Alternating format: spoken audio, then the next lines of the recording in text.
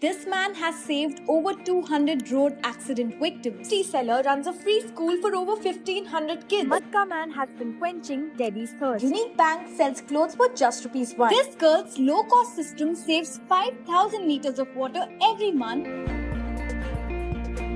One should not just see this as a platform of good stories, but this is really sort of saying, does it kindle something inside you? Absolutely. To do something. I mean, for example, JioLEAP, we are saying get inspired to be more and to do more. Can news do something more than create despair, create frustration, create hopelessness among us? Today we have a media that is telling us what happened, but not telling us how can we play a role. How can we be part of a movement? From the what to how. Currently it's what. It is this, it is this, today this it's happened. just informing. It's information. Yes. It's not solution. Stories at the end of the day are what create an impression around us and create our imagination. If a few hundred people read us and we change one life like this, we should scale this. Yeah. The country should have access to all of these stories. Yeah. Stories are the only way in which a nation can imagine, right? And a nation that imagines progress, only then can it create progress. Otherwise, you can't. One topic you refuse to cover on Better India, no matter how viral it would be. We really stay away from politics. I'll give you two, and religion. So, Politics two and topics religion. which we believe are very polarizing. Nice. So anything that is polarizing, you stay away from it. Nice. Any foundation that comes to us says, we want the Better India kind of content. Wow. We do not want any advertorial content. We want, please make sure that it is the Better India kind of story. Excellent. India needs a platform like this which brings solutions, which brings inspiration and takes it to the masses. I think more than India, I think humanity needs it. That's true. Women-led initiatives can really have a deep community level impact. We are seeing so many women's stories, and this is not something you will expect in India as a country. But the number of stories we cover about women and the kind of deep impact they have across their families, across their communities is truly inspiring. India is not a country of problems. It is a country of problem solvers. Wow. We've had the Honorable Prime Minister mention in his Mann Ki Baat that whenever he wants to get inspired, he reads The Better India. Wow. What a big recognition that Yes. is. You said 300 million readers now on your platform? That's right. That's right.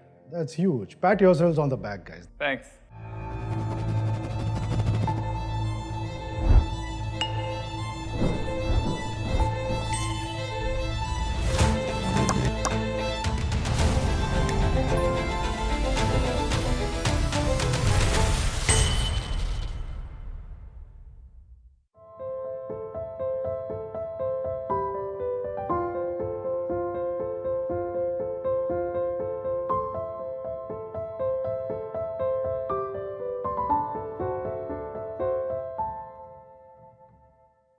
Anuradha and Dhimant, before I welcome you, I have a big complaint.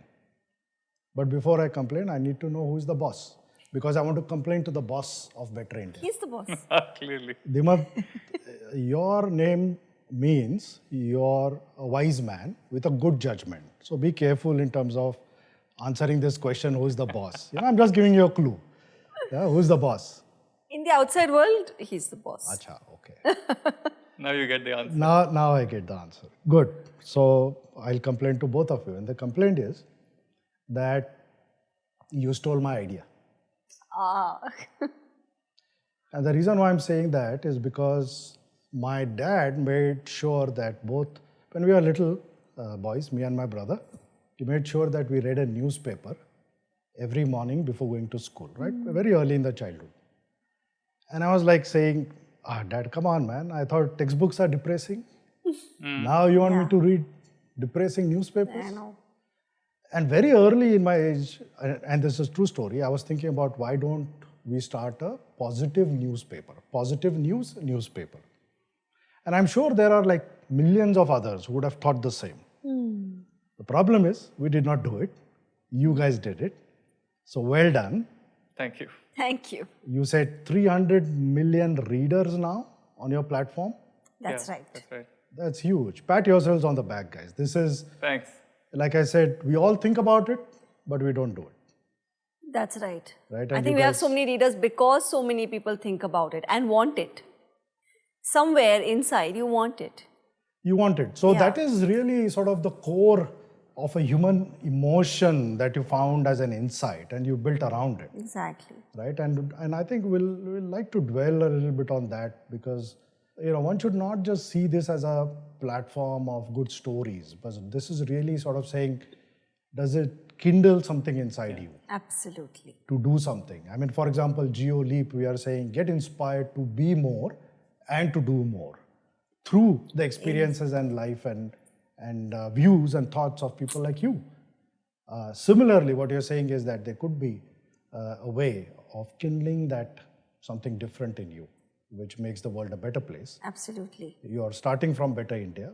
I hope you do come to it. Very soon you should change your name to Better World or something like that. I'm sure you will do that. Yes. But fingers well crossed. done. But let's talk about Better India. So 300 million readers, but tell us about this platform, this amazing magic that you've created. I like, because you brought up the father asking to read the newspaper thing in the morning, right? And I go back to, I think this was one of the seeds that got planted when I was a kid. And my father and I, in the 80s, used to watch this program called Chitrahar, right? It used to come on, it used to be a half-an-hour program of songs. Thursdays. And one of the nights. And my father, a couple of times, he said, there's one song going on, the typical 80s song, you have the hero and then you have all these extras behind. So he made a really interesting point. He said, look at the hero, right? Everyone's looking at him. But do you notice those extras behind? Never. What do you think their life must be? He made me think, when you just notice them, no one's looking at them, they're putting in so much effort. What do you think they must be struggling with? Wow. That's all he just asked me as a question. And I think that somewhere led this view that looking at extras, the people who are behind the scenes, really struggling it out and making the larger picture happen, is an important thing to do. Because if you don't notice them, the whole picture goes away. Wow. Right? And I think that is when, that kind of that stayed. It always That stays in kind of your just subconscious. stayed. You Yeah, don't it need kind to of- sort yeah. of really say, Yeah. okay, write it down. No, it stays. Yeah. Yeah. And so I think when, after business school, when we both were very keen about the social impact sector, so we used to volunteer in Bangalore with various organizations. And we would be helping out and we would actually witness so much good happening. So in the mornings, we would go and, do this, let's say on a Saturday or a Sunday. And then in the evenings, when you catch up with, friends and you tell them, this is what, you saw, you witnessed, they would all get excited. Yeah. And they would all start joining the movements. And so that's where it struck us that, there is so much good happening, which just the two of us are discovering in Bangalore. If we don't document this, we will lose all this valuable knowledge, right? So we're not really passing on anything to the next generation. There's so much work people have done. And the second is that we are not inspiring others enough. Correct. to So come one is out. we So are should- not documenting, second is we are not sharing. We're not sharing. Yeah. And so we said, let's just start a weekend blog called The Better India, right? And that's how we started doing it. And week after week, we would go on a Saturday or a Sunday, discover interesting work happening, and we would put it up. And I think one thing led to another. We started noticing that a lot of people would just write emails to us saying, thank you for featuring, we've joined them, we are helping them out. Or the organization would write back saying, because you guys wrote about us, so many volunteers came, we've got funded, we're now opening in another town, another city. And this sort of thing just kept happening. Wow. Week after week after week. And we never thought that, the outcome would also be that there would be a large impact getting catalyzed. I think that's when, I think the Better India momentum just took off. I mean, yeah. So there was never a dream as such. You never dreamt of. This wasn't a dream. This happened as, as a progression. Organically it happened. Organically. It came as observational thinking, seeing people in our own circles. Okay, so this was soon after both Dhimant and I graduated from B school. 2007, 2008, we were just married, we were out of our B school, just into our fresh jobs and things like that. And we were really starting to observe a few things. One was the sensationalization in media. We felt like there was unnecessary spotlight given to things that didn't matter or that didn't give us anything to work on. What it left us with... Driven by a business model and a revenue Yes, model. of course. Of course. But we wondered if that's the only revenue model. Like, isn't there a way to actually talk about news that can be of some use? Like, can news do something more than create despair, create frustration, create hopelessness among us? That's a feeling we were left with every morning. Like you said, when you read the newspaper, it left you with a feeling of, depression. Is that the only despair? Exactly. So is that the only thing that news can do to us? And at this time we started also getting, this 24/7 news on TV, all of this, right? They started becoming so much of an obsession with news that was not leading us to anything positive or progressive in so many different ways. In fact, it was creating a very negative environment where we started seeing our friends all around us moving abroad for better opportunities, really driving home the feeling that there was nothing happening in this country. There was nothing really to stay behind for, because absolutely everything was in dire straits. That's what... Because that's what we read. That's the impression being created by all of the media. So we were really in some ways internalizing all of this, but at the same time seeing all around us, like Dhimant said, we were volunteering with several organizations and causes very regularly. We started feeling that there was so much happening. A country as big as India with 1.5 billion people cannot be functioning as the world's largest democracy if there were not at least a good chunk of people also doing something good. Yeah. And why are we not focusing on those stories? Yeah. Why are those stories put in the back pages or just given completely neglected? And all of our emphasis is on those stories that should not ideally get that much coverage. Because stories at the end of the day are what create an impression around us and create our imagination. If we feel that, if we come to know that things can happen, if people like us are doing something, are challenging status quo, we start believing that even we can do something. We really felt that there was a need to bring out such stories which can show us the possibilities of what a single person can achieve. Absolutely. And traditionally, knowledge has been transferred through stories. Absolutely. And Absolutely. I think without really designing for that, that's what you're doing now. Yes. Really taking sort of the knowledge bit. Yes. And then sharing it through storytelling. Yes. And there is such a need for us to document good things that are happening more from a lens of, hey, can we look beyond just problems? Because traditional media as such has focused on problems for a reason, but that's their thesis, that let's focus on problems. They have a very top-down approach. Let's focus on problems. Let's question authority. That'll affect change. We felt, is that the only thesis that works? Mm-hmm. Is there a way to also look at things ground up, where we can look at grassroots movements, we can look at organizations, we can look at single individuals also, change makers, who are affecting change in their own small ways? If we tell those stories, can we have a ground up movement of change where those stories inspire more people to understand the possibilities and believe in those possibilities, and hence become a part of the change and play a role in nation building? Mm-hmm.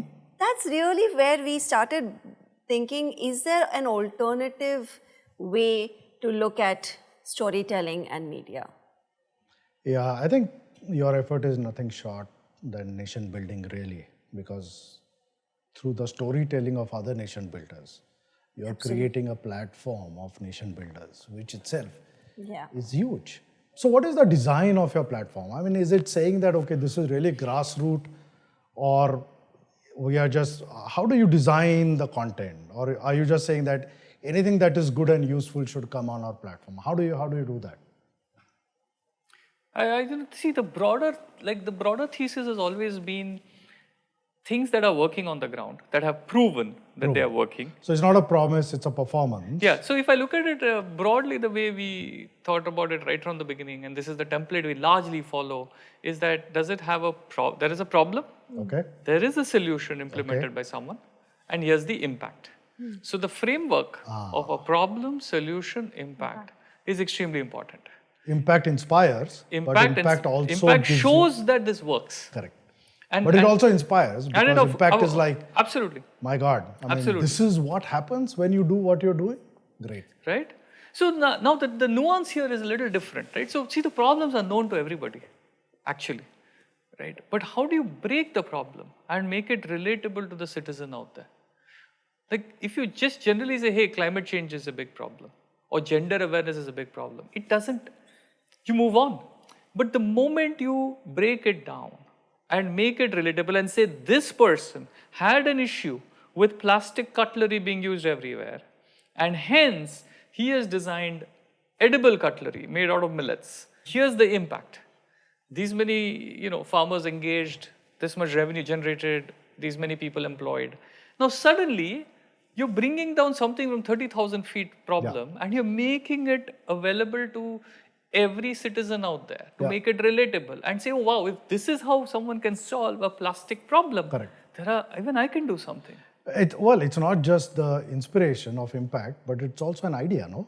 Yes. Absolutely. I mean, it's the power of ideas. Saying that if I'm saying think differently, guys, you could also think differently. Exactly. Right? Yeah. So it's not that you take the same principle, but you take the template of the how part. Yes. And how do you solve a problem? So you don't need, just don't look at, the government is not doing this, the corporate, and then absolutely. solve your own problems. And here You are take people things like in you. your own hands. Correct. Yes. Correct. So you make it relatable through, Relatable. and that is why the grassroots movement. Absolutely. So that you and me have to relate to each other when I have to get inspired by you. Yeah. Otherwise you say, oh, I'm not that person. So That's the reason why you need relatable heroes. You don't need, everybody talks about celebrities, everybody talks about the good work being done by, industrialists or whatever it is. Like, there is a larger than life sort of people who are doing things. But from our aspect, when we decided to start the Better India, our focus was on the unsung hero. The reason being that these have to be people like you and me. Regular citizens who have regular constraints like you and me, and yet show the tenacity, show the resilience to go out and effect a change in some way or the other, right? The regular citizen who's challenging status quo and saying, I will not wait for a higher authority to come and solve all my problems. I will not just wait for the government or my local MLA to come and build my road. I will mobilize a movement in my own community, get people together. Can we just do something, collect the funds, go out and, hire people and get this done? And those are the people, those are the initiatives that we cover on a daily basis, because that power of that idea, the power of one person or just a small community coming together and solving their problems is what really motivates change. That inspires millions of Indians to go out and say, I can be a part of the solution. I don't need to remain a part of the problem. So the template is grassroots or relatable people talk to each other, get inspired, take a problem. Here is an idea, here is a solution, here is an impact. But affect change. I heard you say change. Yes. Which is important. Absolutely. It's not entertainment. Absolutely. It's transformation. Has to be Change has to bring in transformation. Absolutely. And then what you're essentially saying is that forget about transformation from top down. Let's create a groundswell of a movement of transformation. Yes. By sharing stories, sharing solutions and ideas. Yeah. Yes. But then also sharing the impact, because that's where you will get inspired. Yeah. In fact, in our heads, Otherwise, it becomes entertainment. Yeah. Oh, what a nice, clever idea. Yeah. Wonderful. Wonderful. Great. You give your likes, you put your shares, you move on. Lovely. That's not the idea. the intent has always been Excellent. impact. For us, storytelling has been the medium. Correct. It's Yes. not the other way around, that we wanted to start a media company Yes. and impact was a byproduct. That wasn't the case.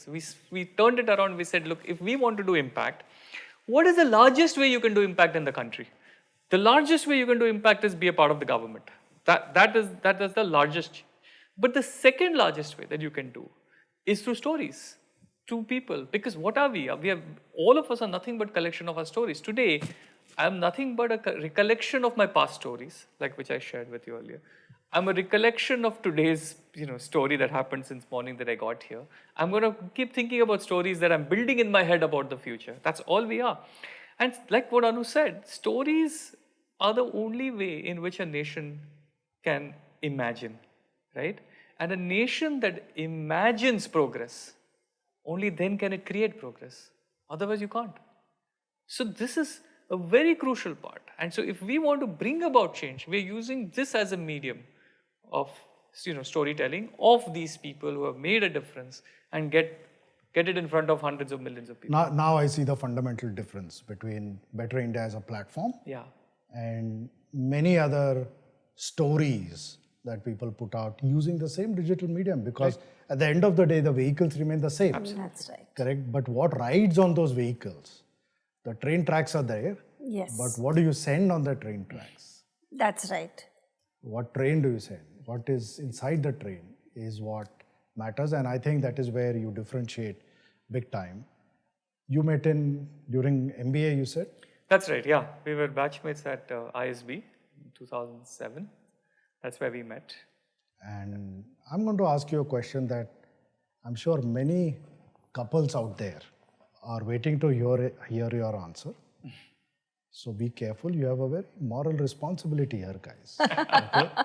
You are a change maker, but you can create massive tsunami of divorces in our nation. So be careful while answering this. That And the sounds question scary. is, how is it to work together as a couple, right? Because you started. It's not that, you both started together and the reason why I'm asking, there are two types of couples, right? So one is which wants to work with each other, planning to, and the other one is working together already. Yeah. Now, the first one wants to know, should they? The second one wants to know, should they continue? Okay. Is it a good idea? Is it a good idea, right? Through your experience, because clearly you guys are successful in whatever you have done. So, how has it been? As a couple, your co-founders. Yes, that's right. We started together. And I think for us, it's been the best part of our journey together. Starting something, first of all, it's in the impact space. So I think it beautifully aligned with our own mission in life, to create some change, to give back to society. So it really, I think what really worked for us was that it was something that we both felt a deep alignment and connection to. So if somebody is planning to start together, first of all, I would advise evaluate if it aligns with your life vision. If there is something that excites you, if this is something that excites my wife is very clear. She's told me I never want to work with you. Very clear. Yeah. Secondly, I mean, you have to evaluate if you can spend 24 hours of your day together. She says, I'm waiting for you to leave the house, boss, and now you want me to travel with you. The commute will be the same. Same, yeah. Come on. So no, not for your wife. Not I for should me. say no. I'll tell her. Yeah, because I you have to tried. spend all tried. time together. Most of your time you will be together. You will be taking decisions together. You have to be able to see eye to eye. You have to be able to divide and be able to delegate responsibilities between yourselves and be comfortable in your zones. But what works? Yeah. I mean, clearly I can understand why, but what works? When you, as a couple, build something like this from scratch and make it so successful, in that template, what really is advantageous to the model? I think the biggest thing that helped is that we both have extremely complementary skills. Stuff that I am not good at, she's very good at. Stuff that she's not good at, I'm very good at. And so it was very easy for us to pick up roles within the company, which did not overlap with each other. So you're very comfortable in saying that, hey, hang on, give me the mouse, I'll show you how to do it. Yeah, absolutely. Okay. And she's equally comfortable with saying that, look, this part, I'll take it, I'll run this for the next, whatever, this thing, because, you could just focus on the other things and so on. She doesn't have a work voice where you say, my Work God, what happened here? Ye kya awaaz nikla yaar? Huh? No, so I think two things. Sushil, I think one is skills are very, very complementary. Yeah. So we add value to each other, and as a company, that was extremely valuable, right? Like for instance, technology. And I come from a tech background. I was able to build the platform independently, and she was able to kind of build processes and systems and so on. I think the other part was that because the Better India per se is a unproven playbook. There is nothing for us to look up and say, hey, this is how you can build it. You're the pioneers. So it had a lot of uncertainty, right? So many times decisions are taken based on gut. Right? You feel like this is how it should be done. This is how it kind of done. The big advantage of being married as a founder, husband-wife couple was that all our discussions and debates would remain subjective to the plan because I have nothing to prove to the other person. Correct. There is no ego. Right? Because, your husband and wife. You put Better India first. Yeah. And then the discussion is about Yeah, it. because I really don't need to score brownie points with her. Neither does she have to get any last word with me and win the battle. There is no ego. So that helped us to always sort of focus on the problem at hand and not get into, founder-co-founder dynamics, politics, none of that stuff crept in. And I think that really sped our decision making and how quickly we were able to course correct, go back. It's so easy for me to just tell her that, oh, you know what, I think I messed up. I think that was a wrong call. You were right on this. Let's, go back to it. And I'm not losing face against someone, which would otherwise happen if you have a co-founder who you don't know much and you're not living socially and living. I think just for this reason, I should get my wife to work with me. But you said that you have complementary skills and she's good at something and you are good at something. What are you good at So I was... for Better India? So Dhimant focused largely on the tech piece, the tech and product, and he's also great with sales and stuff. I was more, I'm more inward looking. So I think I'm better at setting processes in place, systems and processes, building the network that we had over 500 contributors to begin with, when we were bootstrapped and all of that. So building out that network and the entire editorial piece. The entire content engine was built by me so that we can, Nice. we could work And the with tech platform, because clearly So Better India is a tech platform. It is. Tech first. Tech first, yes. So that was Dhimant's forte, where he built the tech, he built the product, he also, visualized where we should be next. Like for instance, our video play first thing, on social media and all of that. Dhimant's the one who kind of led that piece because he's very technology oriented, right? So I do think that we were able to really manage, and segregate the different functions, because as a founder, you end up doing everything, right? Right from, HR, whether it's managing people, booking tickets or whatever it is, to marketing. I mean, you're everything in one, right? You're the first employee, remember? You're the first employee. So you're the CEO and the chai wala at the same time. Absolutely, the chai wala, the bathroom cleaner, everything, right? So you have to be able to divide the responsibilities, and it really helps when you're able to do that without conflict. Which I think was a major... But I mean, you're a computer engineer, you're a civil engineer, you both are builders. Yes. Right? And I think that has worked, but you both don't come from the media background, okay? Yeah. And I don't want to ask you the other question, which is, I want to ask you a positive question, which is, that must have really helped you. That must have been advantageous to Better India as a project. That you both don't come from the media background. I think it... Did it work like that? I think, I think that was a huge advantage. I'll tell you, one big thing was that we did not come with any baggage, preconceived baggage, right? I still remember when we were early days of the Better India and we were thinking, should this become a full-time, venture of sorts? And I went and spoke to some of the senior folks in, traditional media, and all of them said that nobody reads this. There is no point doing this. Nobody reads this. Nobody reads this. We have tried it. There is no money in it, and nobody reads it, and you guys are wasting your time. And we felt very strongly about it because we were seeing all these emails come about change, people writing to us how excited they are and all of that. So I think not having that baggage helped because we were coming at it purely from a, intent, impact perspective. And the engineering lens, it helped us in many ways. I think the first and foremost was that you start looking at things from a systems and processes perspective. You start looking at saying, could I build this system differently as compared to how content and media has been done? That's one part. The second part I think engineering teaches you is that the ability to experiment and fail as fast as possible. So we've been built on as a company on a bunch of experiments, which majority have failed. The few that succeeded took us to the next level. But if we didn't throw all of that out there, we wouldn't have been where we are today. So that has helped a lot, I think.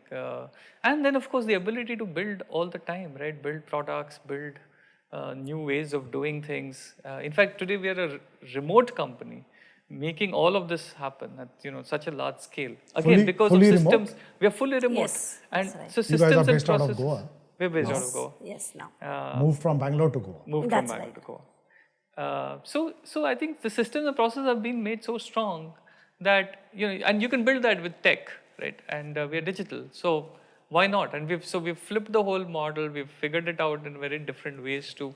So I think that helped tremendously, the builder mindset. But did this remote design, did that happen after COVID? Or were you always Well, it's interesting hybrid? because we started as a remote company way back in 2013. Oh, really? Wow. Yeah, started remotely. But a bunch of people working from different places. That must have been pioneering in itself. Globally, I don't think there was any concept Not many, of... yeah. Not many. Not many. Though we were, of course, constraint driven because we didn't have the money to be able to that's do To it. have an office. But we really invested in building systems that allowed people to work from anywhere back then. So I'm talking 2013 or so. And I think we remained remote till almost about 2016, 2017, like 4 years. The first 4 years, our employees, everyone remained remote, working from different places. How many employees now? Now we are about 85 people. 85. Yeah. Across the And country. then do you also have volunteers? And Yeah, so 85 is crowdsourcing? full-time, full-time engaged with the company. And then, of course, we have hundreds of volunteers, people Freelancers. working, freelancers, people working in the development sector, institutions who are our partners. Why not? I mean, where it's an a lot of- ecosystem you're building, right? It is. It's that's not the my ecosystem. business and you can't contribute. I mean, if you Absolutely. know a story, tell us, put it out. Yeah. I mean, of course, it has to go through your through sort our of editorial. curation. Right. So now of course that's a largish network. But so we started with that. We were remote right in the beginning. Then after 4-5 years, we went to a physical office space. And then post-COVID again, we went back to remote and we realized that remote was actually working out well. And why bring more people to our congested cities, when people are happy where they are. So, our human resources is managed from Kaziranga. We have our social media is managed from Shimla. Wow. Our regional languages are managed from Ahmedabad. I think, we managed to kind of distribute it. And we didn't also want to get people to be displaced. But the and come general down. corporate belief is that, people will not work and Work they'll be, if they are. So how do you manage that? Is that... Look, I mean, my fundamental belief is that if we are running something like the Better India, trust has to be the center of everything you do, including the way you run your company. So we lead with trust. We don't have fixed sort of I would say parameters on saying, okay, this is exactly. But what is being an engineer built on systems and processes first? Yeah. What is the system and process So to for instance, ensure? there are clear deliverables, there are clear So metrics. it's a deliverable based There are work culture. Absolutely. But flexible enough for people to be able to do it as per their sort of convenience. Does it start from hiring the right people? Absolutely. I That's think the that's key. a And fundamental. what do you look for? That's the key. So we look for first of all, I think we look for mission alignment. Okay. There has to be an inherent passion for impact, right? They have to feel that, I mean, they have to believe People can lie. That is, of course, that's an inherent happens. challenge that you have to, but that doesn't go very far, right? Like within a few months, you can understand whether a person is really But you driven lose time towards. knowing that. You lose time. because now you're trusting. You come from 100% trust. Trust. But it's the cost of doing business. Yeah. And we have to incorporate that cost and absorb that cost. But it is essential to do this in order to build a long-term institutional memory in terms of what you build. You know, so some of the people who joined us in 2015 when we actively started hiring, they're still there with us. It's been 10 years Why not? of what we're doing and have grown to lead their respective departments, right? And that lies from trust. Of course, along the way you will falter. Yes. But along the way you also hone your skills in terms of saying what are you really looking for and what is, you know, what they've done in the past. A lot of it starts, you know, you start noticing it. Yeah. I can see why you built and why some of us did not, even when we had that idea first. Because looks like you guys are good people and you've built a better India platform which is based on goodness and you employ good people. And this should lead towards Better India being one of the best employers in India. Are you seen like that? Do people approach you for awards and all of that? You know, there are many awards, right? Yeah, Best employer. I don't think we've gone and We've applied not- in any of those awards. Yeah. Or You don't have to apply. But I mean, it's a no-brainer, right? I mean, if somebody has to look at best place, you're a template. Yeah. No, I think that's one of the things we are very conscious about because we want a workplace that we thrive in and we enjoy going to. And if that's not the environment we can give others, then there's no point us kind of building this. So we've always strived towards that. If you want to add anything Hopefully to some award person sees our conversation and approaches you tomorrow saying Yes. that, yes, maybe you're... I'm sure that'll happen. But the whole thing is, I mean, for us, it's very important. Like we do have in addition to the mission alignment, we have a very thorough process of evaluating skills also. So this is not just a place where you can come just because you align with the mission, right? Or you feel strongly about creating impact. That's a fundamental belief that has to be borne out. But at the same time, we have very specialized skill sets that we require, and we do test for those skill sets also. How many interviews does So one thing, I mean, even though we are a larger team now, Dhimant or I always do a culture fitment round at the minimum. Every employee will get At the interviewed by you? minimum. Really? Yes, even today we always ensure that the final round is with one of the founders because like I said, the culture alignment, the mission alignment is very important. So that's... So this is an investment in that time. It is. So that hopefully things work out It well. is. And again, because we are remote, it's again very important for us to ensure that we are getting the right people on board for our various functions. Also, there's so much learning that's gone in hiring over the last decade, right? 15 years of hiring. So, you know, we want to make sure that the knowledge is not lost. So we ensure that anyone joining the Better India does speak to us at least once. It's part of the process. But with all this goodness and kindness and soft issues, you do hard business, don't you? You're a for-profit tech platform. You're not a social foundation or you're not for profit or surely not NGO. Yeah. Which generally people will look at you as, okay, great. How are they doing? That's right. So what was the thinking process? I think it was fairly simple. See, I mean, Right from the beginning? We both went to business school. I've been part of a bunch of tech startups before this. I've understood at least fairly well in terms of how money flows from capital, venture capital, all of that stuff. So I get a sense of where and the other part I think we were very clear is that we did not want to go the not-for-profit route and be dependent on grants and donations. Correct. Because then the life of the Better India would solely depend on when that tap goes dry, right? And it can. And we wanted to build resilience in the business itself, in the model itself. We were business school graduates, so we were fresh with ideas and saying, look, if we can't apply it and make something out of it, then what was the point of going and studying? There is also an aspect of independence. Yeah. that we wanted to ensure that any of the yeah. money that doesn't come colored, right? So we did value that a lot, and we wanted to ensure that we had the ability to say no or to walk away from money that did not align with our values. Not just that, but sometimes it's also unnecessary detours that you have to take. Because the money Exactly. comes with Its own an obligations and expectation, things which like is like, that. Yes. I've seen that in the tech world. Yes. Yeah. Where somebody has a platform and they say, Exactly. well, if you're solving this, I will give you $2 million. Can you solve that for me? The same thing. And then they say, oh, Exactly. great, this will keep us alive Yeah. for another at least 2 years. And That's then they do right. that, and then their core You get deviated. objective, although they keep doing good work. Yes. I mean, it's not that, they go Yeah. after sort of. But there comes a lot of distraction with that, Yeah, but which you can the avoid. core vision then is not Exactly. met in terms of what was the original problem you were trying to solve. Absolutely. Yeah. Absolutely. So for us, it was very fundamental to figure out revenue streams that would keep our editorial independent, to help us, enable us to do the work we want to do and tell the stories that we wanted to tell.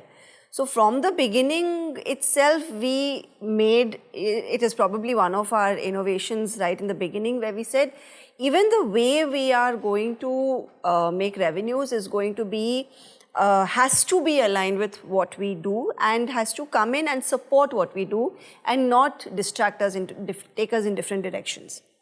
Right? So advertising is one that takes you in different directions. It doesn't supplement your cause and it doesn't add value to a reader. And you waste time. You waste time. You're disrupting an industry, Yes. you're in a new space, you're pioneering, nobody believes you, nobody trusts you, nobody Exactly. says that you might be successful. Now with all those battles, you don't want to create one more sort of detour and say, oh, now I will take some more time to create better.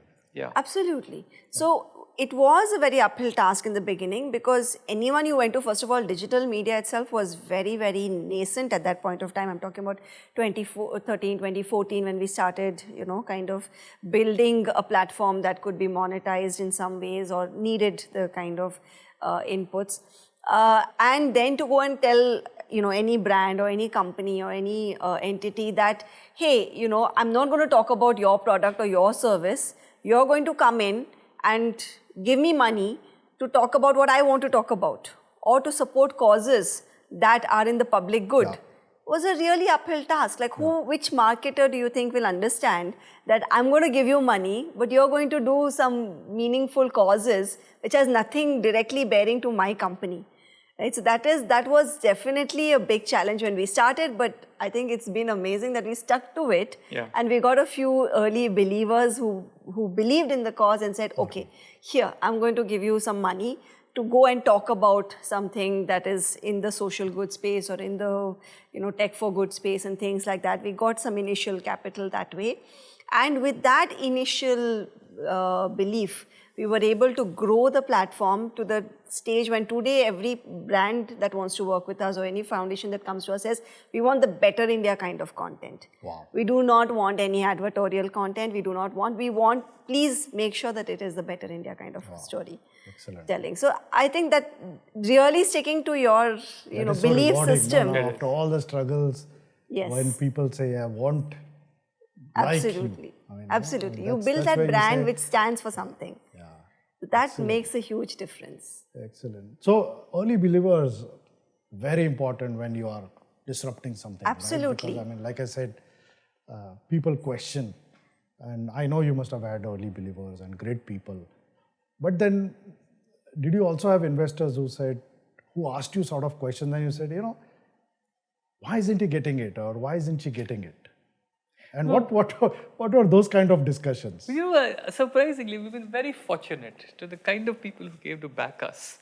And I'll tell you, I think it happened by design as well. Okay, so for instance, in 2013, when we started growing the platform, we had a email newsletter. This was before social media being so big, right? So people would subscribe to us on email, and every week they would get a newsletter. So we would have a bunch of subscribers, and it became very popular in the development sector to begin with. And so one fine day, when in 2014 or so, I go out to raise some capital because we had run out of our savings and we had to kind of raise some money. So we go to this impact fund network. So it's a network of angel investors, but who invest in impact causes and so on. It's an equity investment. And so when we go there and I present the Better India, it was a forum of I think about 25, 30 people. And, Wow. and all of them said that we already are subscribers to your email newsletter, so we don't need you to tell us what it is. Now you Wow. tell us what the ask is and what is it, what are you structuring it and what are you doing with it. Right? Yeah. So you showed some impact already. And Yeah, because for the last 2-3 years they were already on my email subscription. you were letter. bootstrapped and you We were could do bootstrapped that. and they were doing it. And so that forum Amazing. was immediately bought into it. They said, we know the vision, right? Let's nice. do. Right? And so we kind of had those folks come on board immediately. Super. And then we had a few friends and family who kind of supported. Of course. And everyone was like, we don't know where this is going to go, but India needs this. Which I think was a very powerful way to back it. Yeah. To say that India needs a platform like this which brings solutions, which brings inspiration and takes it to the masses. I think more than India, I think humanity needs it. That's true. That's why I'm saying that possibly there is this core emotion that you're is, touching in a human being, Yeah. which is, forget the story, forget all of that. It just Yeah. makes you feel good. Yeah. Yeah. And do something better Yeah. with your own lives. Yeah. Right? And then possibly that then extrapolates into a national good, a public good. Absolutely. Yeah.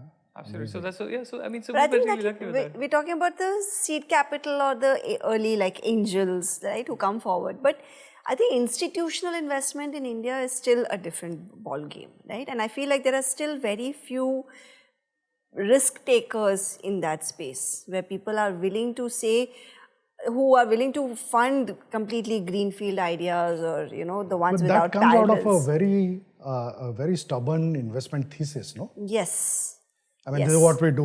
We don't move. They don't start by saying, okay, let's see who's doing what, and Yes. So let's that see is where can we put our faced bets. more challenges when we went out for, the institutional round. And there, most of the questions would be like, okay, who's done this before? And we are like, no, we're here because nobody's done it before. And we feel that this is important and we are seeing growth and we want to, look at the next stage of growth. And that's why we're here. But the usual questions were all around who else has done it, show us parallels, show us somebody who's already successful in this. That was a really difficult time. What about metric? What about metric? Yeah, so I mean, they operate on different metrics. on different metrics. Right? And when you say this is Yes. my metric, how did that go? See, everyone has been amazed at the number of people who are reading us. Yeah. That number has been growing consistently since we started. But now, but At the time of raising, even there, we had year-on-year growth. Growth There were every clear time. evidence that the market product fit, as you call it in the VC space, was achieved. Right? We had seen that growth. So you had a lot of evidence to back your case. A lot of evidence, but I think people struggle to figure that how large can this be, what purpose this will serve in the larger ecosystem. So I think getting people to understand that was a challenge. No, I think more than that, I mean, adding to that, it was also about how will we get our returns. Yeah. Which is Fair. fair You want to point, be not for fair profit? point. Show us the pathway. Yes, Right? Yeah. right. So you're for profit, and if we are investing, how do we get our returns? What is going to be your exit route? And here we were looking more that we are building an institution. We are building it for the long run. So somewhere perhaps we were not aligned. Right? Institutional investors, one is the risk-taking ability. The second is the need for quick growth and exit paths. Yeah. Is where we felt that there was not, a great alignment, and hence we were really fortunate later to find an impact investor, an impact VC that came on board. So I feel that there is a need for an ecosystem which believes and funds the kind of inclusive startup ecosystem that we want to develop in India, that we want to see more of. And I think over the years, we've seen more and more such investors and funds coming into existence who are also working keenly with the Better India to identify and support such social entrepreneurs and things. And the ecosystem is building now.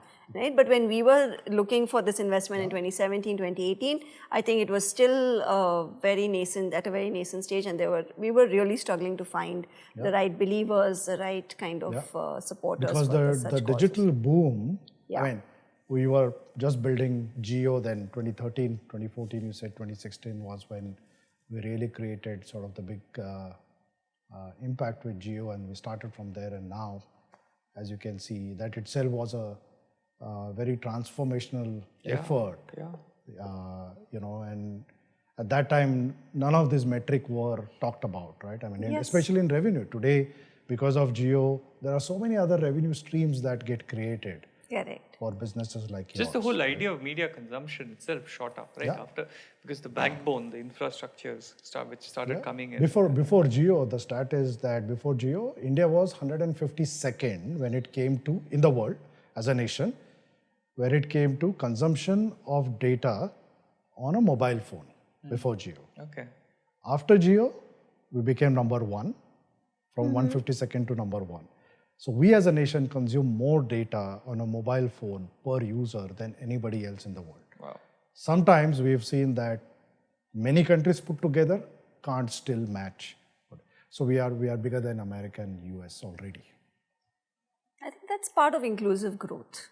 And magic can happen once. So the whole idea of Jio was where our chairman, Mr. Ambani, said that let internet be a basic human right.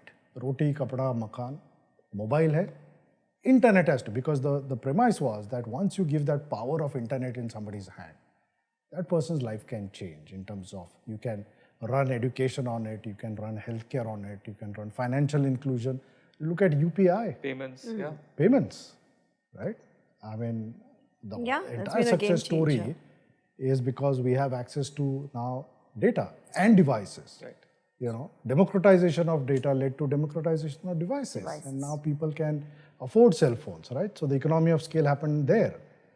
And that was that cascading effect, which now the metric has changed. Now people can ask different types of questions, right? That's true. Yeah. And what is that one line that you look at when you are talking to a founder, where you say, this is the guy?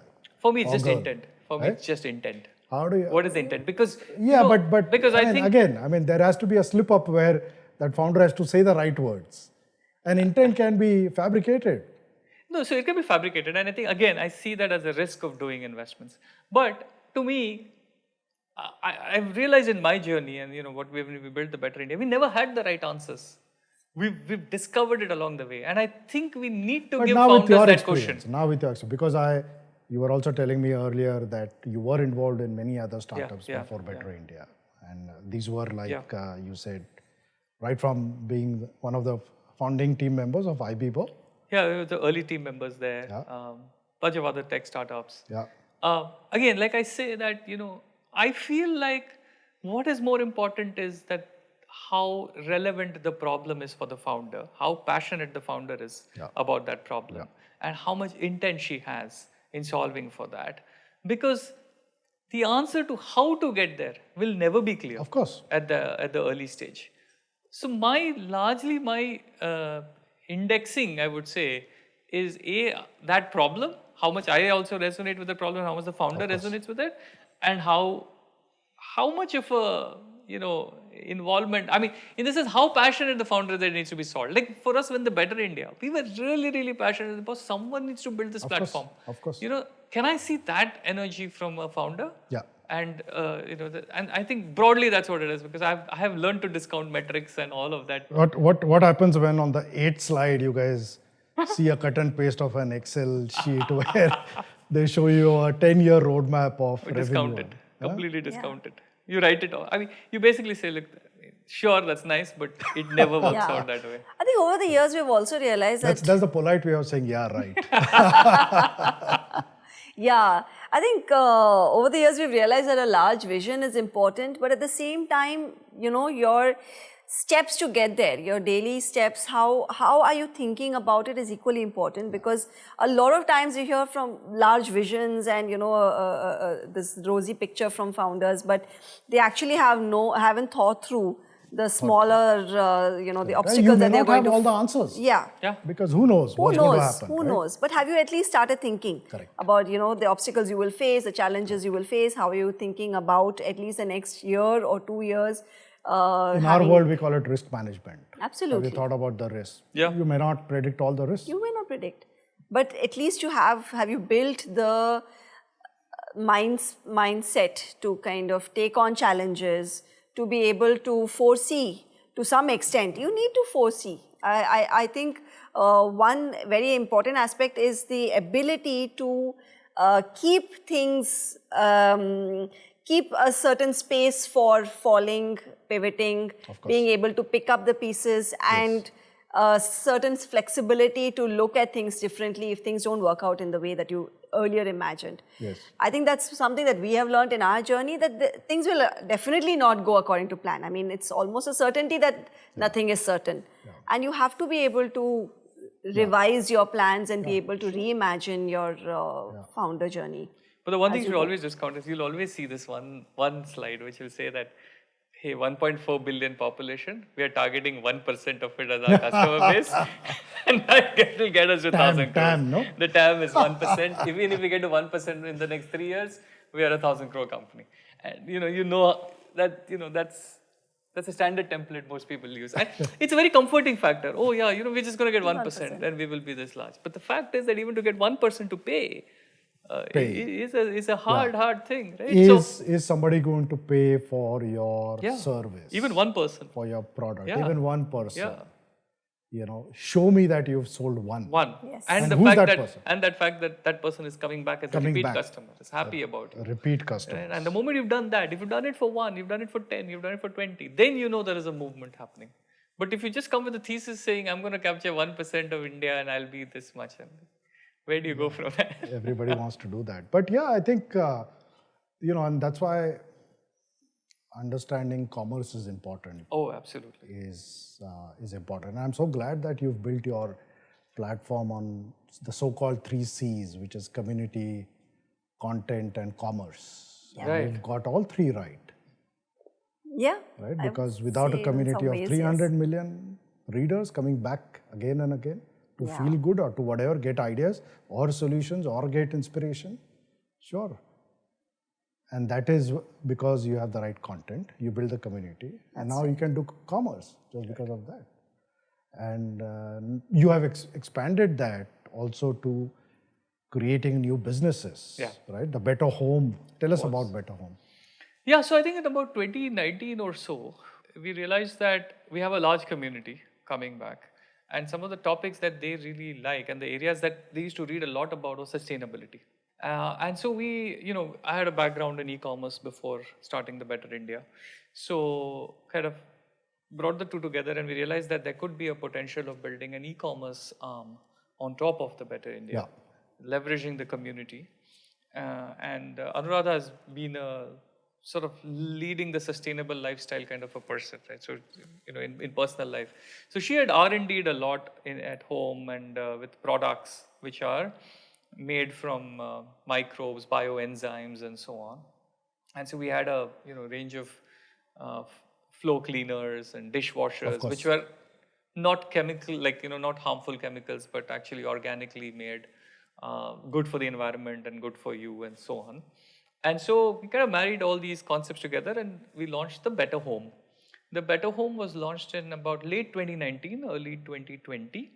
The Better Home started with a range of 4 products. It was a floor cleaner, dishwasher, laundry, and a toilet cleaner. Nice. The promise being 100% biodegradable, good for the environment. Even our sourcing was sort of ethical. So all natural ingredients. All natural ingredients. Completely. To the extent that the runoff, like for instance, when you use a floor cleaner and when you're using regular products, I mean, it's very toxic. But when you would use our products of the Better Home, you could actually use that water after cleaning the floor to water your plants, and it would be nourishing for the plants.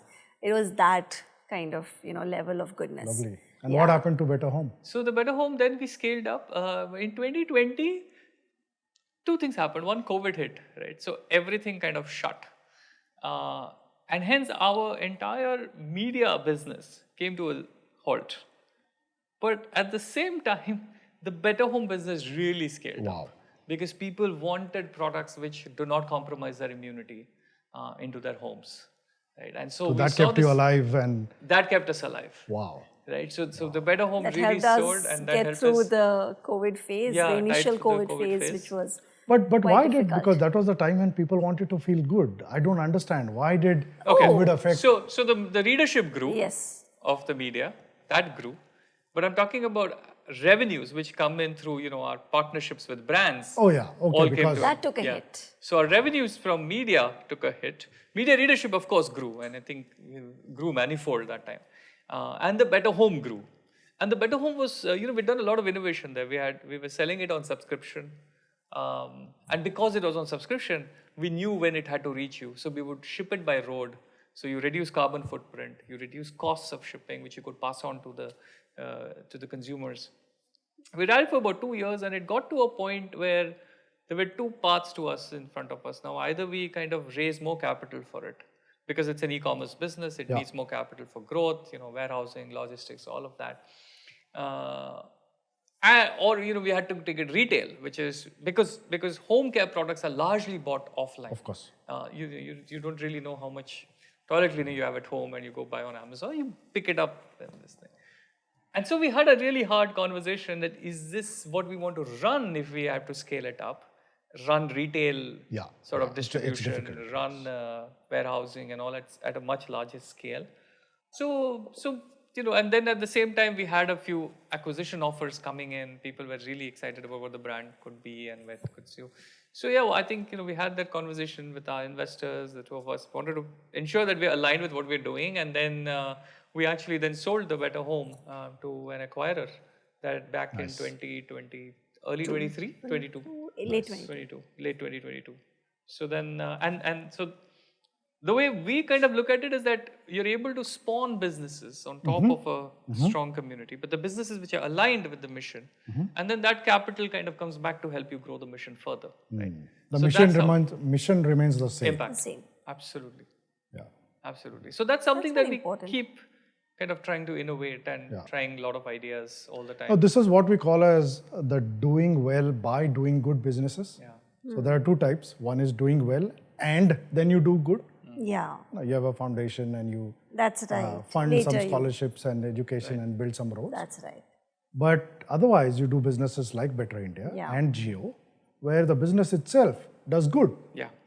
to individuals, to organizations, to nature, and to the nation. Yeah? So you don't really have to say, okay, what else can we do to be good? Yeah. Right. So that's amazing. And, Jio, for example, I have many stories, but one story I would like to tell you is about sort of, this was an unconventional impact that happened. And we got a letter from a deaf and mute club from India saying that Jio changed our world. And we said, that's great, tell us how. And they said, before Jio, we would communicate, deaf and mute, we would communicate, and that time it was your feature phone. We would communicate by text, going to office, getting on the bus, coming home late, etc. After Jio, you democratized data, that democratized cell phones, that democratized video. And we could make video calls to each other through sign languages we can communicate now. So they were saying that from information, we moved to communication to emotion, because now we can smile and the other person would know from my smile, am I happy, am I anxious, am I sad today at work or wherever I am, look at that. So, it's very rewarding when you hear such stories, and, there are thousands of stories like these, and you would have, in terms of Better India and its impact. In fact, we had a similar story when we started way back, and we did a story of a photography club which is run by visually impaired people. It's called Blind with Photography, right? And it's such a fascinating concept, right? They're blind, but they're doing photography and some fantastic photographs. And this is again very early stories. And when we published this, I think 2 or 3 weeks later, a blind girl, she was 100% visually impaired. She got in touch with us through her friend, and she said to us that, hey, all my life I was wanting to do photography for some reason. And I used to tell my family and friends, and they would be like, what a ridiculous idea. What are you even saying? And after someone told me about this club through your article, it completely changed my life. It gave me something to live for. And she said, I've gone and joined those guys. And it's changed my life. And this was when we were read by like a few hundred people, you know. This is so inspiring. And to me, this was the sort of a revelation that if a few hundred people read us and we change one life like this, we should scale this. Yeah. The country should have access to all of these stories. And, But that story reminded me of this. This was one of our early sparks. Very, very inspiring. And I'm sure you're sitting with thousands of such stories. Right. What a lovely sort of bedtime feeling you both must be having. Yeah, in fact, my God, look at what we've created. Yeah, right? No, in fact, someone in the team actually called it as we built the single largest archive of this nation's goodness. You have, and I was going to say that because please preserve your archives because I think that's this will be documenting history. Absolutely. Okay? We talk about India's past and we were glorious and this and that. Very less is documented. There's a lot of effort. But here, and because of the digital medium, you will be, so please preserve it with your life. Right. I think this will be a huge contribution for the future. Just the history of India, where the world will talk about our country. I said, here is what it is. So if you let's say run a artificial intelligence model on top of your platform, what will that model find? What will be that insight that comes out? That's a really interesting question. Pattern dekhte hai na? AI models. What is the pattern that comes out? So, if artificial intelligence was to go through our 20,000 plus stories that we've covered in the last decade, I think it would find one very fascinating insight, that India is not a country of problems. It is a country of problem solvers. Wow. I think that is the one huge insight that will come out if it just scrolls through all of the Better India stories. And in terms of patterns, it's going to find a number of patterns repeating themselves. Some of the key ones, if you look at it, I think one is that resilience is universal. You can see this coming out, hope, resilience, grit in all of our stories. And it breaks all socio-economic barriers. You see people from the most marginalized communities having the deepest resilience and coming up with the best solutions that can impact their communities and all across the country as well. We have seen such amazing stories on a repeated basis. The second thing I think it will see is that women-led initiatives can really have a deep community-level impact. We are seeing so many women's stories, and this is not something you will expect in India as a country. But the number of stories we cover about women and the kind of deep impact they have across their families, across their communities, is truly inspiring. I think another pattern that will emerge is that grassroots innovations precede policy reform in some way. When you start seeing the innovations coming up from our rural communities. Solve your own problems, don't wait. Yes. That's what you had said, right? Yes.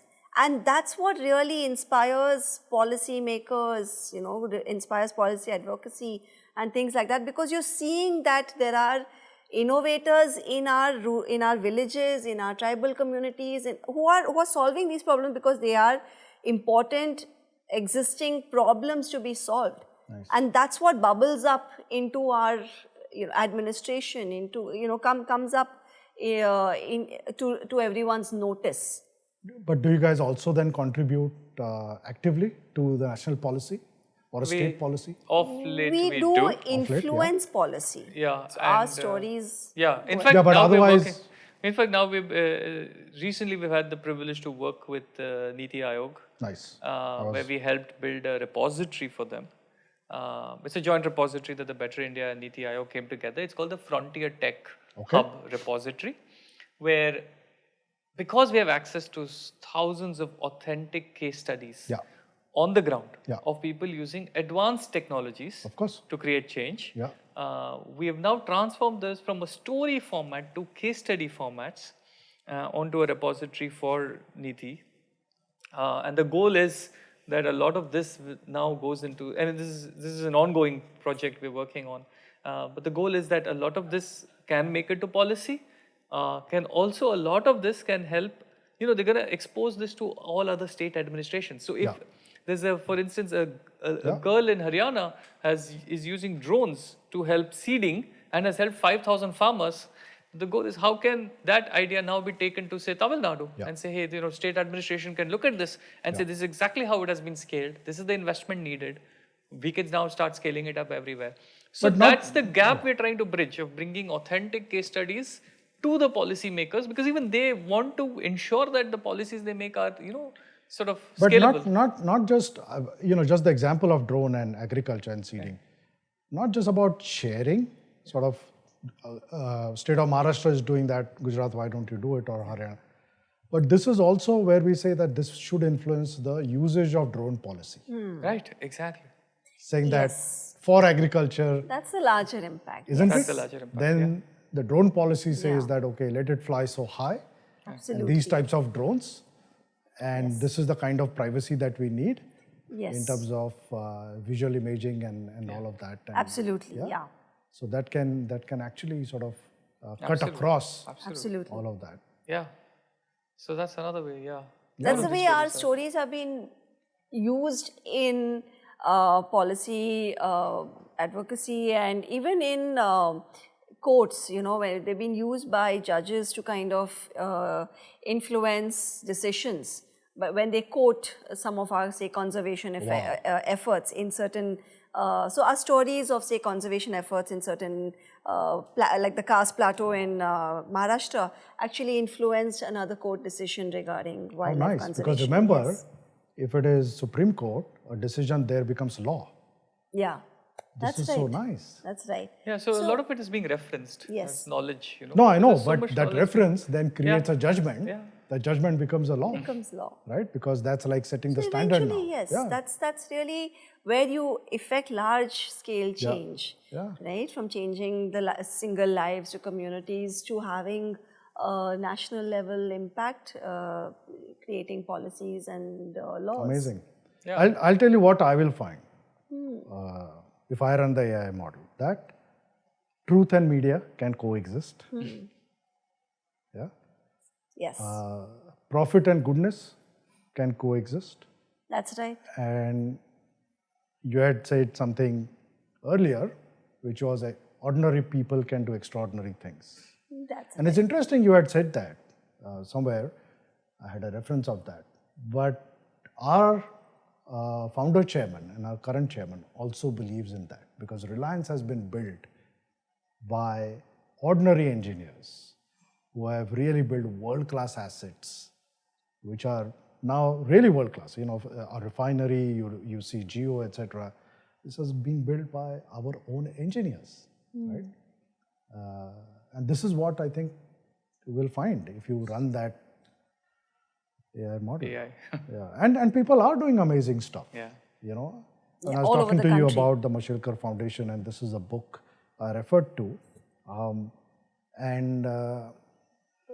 What we do essentially is we discover, develop and deploy solutions for transforming health tech with innovations that are extremely affordable, but at the same time are very high technology, because we believe that only technology can scale very rapidly and create impact. And one example, of course, there are tons of examples there, but one example is about a company called Swasa.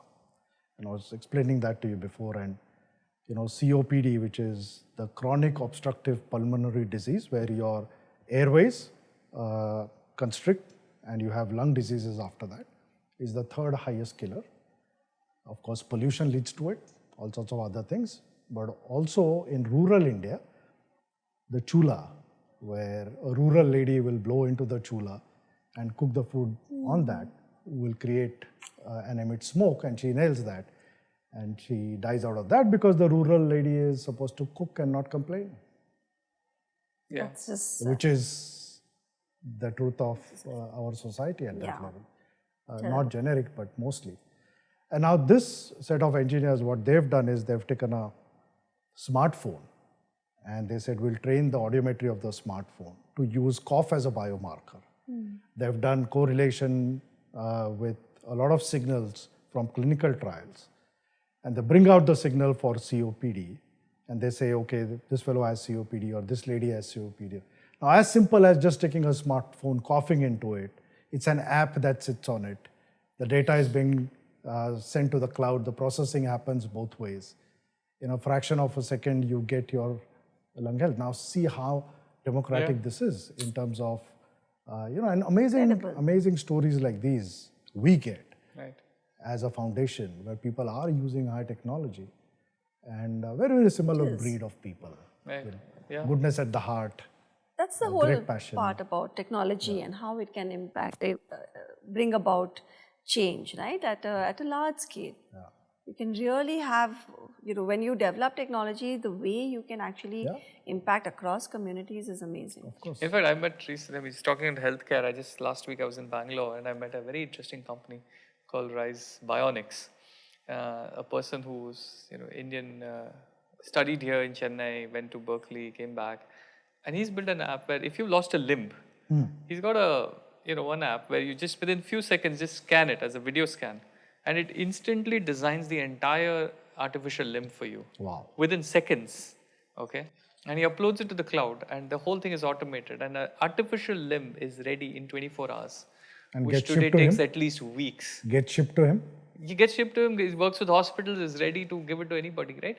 The point is, there's so much innovation there that something that was otherwise, today they do it with plaster of Paris, the molding, it takes its own time, you have to wait.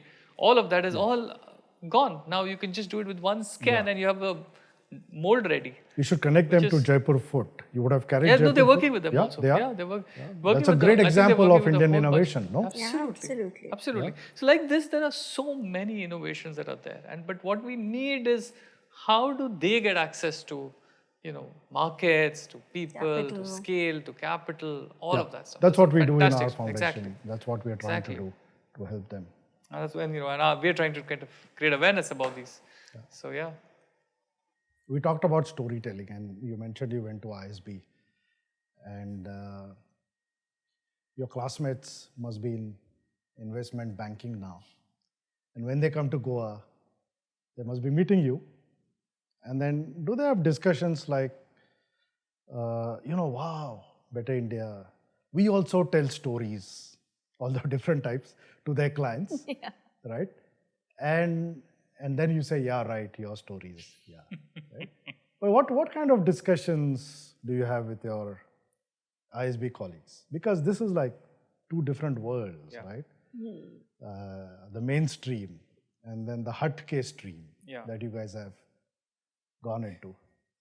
I mean, Anu can add to this, but the ISB network has been of immense value to us as we were building the better India along the way. Many at different points in time, you have different sort of requirements, right? As you're building out a business, and I think the expertise of that network went a long way.